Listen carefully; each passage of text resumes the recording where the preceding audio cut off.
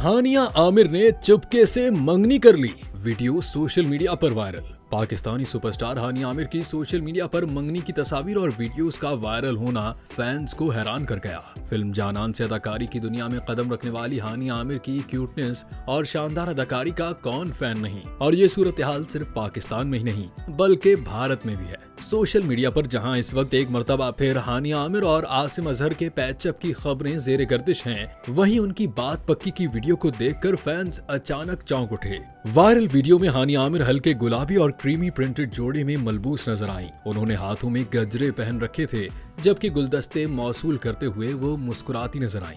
Video में अपने मखसूस शॉर्ट हेयर स्टाइल में हानिया आमिर हमेशा की तरह क्यूट नजर आ रही थीं, लेकिन वीडियो को देखने के कुछ सेकंड्स में ही फैंस को ये अंदाजा हो गया कि ये हानिया आमिर नहीं बल्कि उनकी कोई हम शक्ल है।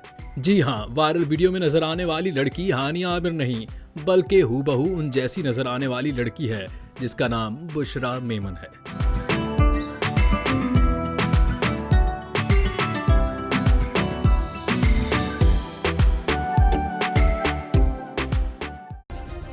सब्सक्राइब करें और बेल दबाएं ताकि कोई खबर रह न जाए।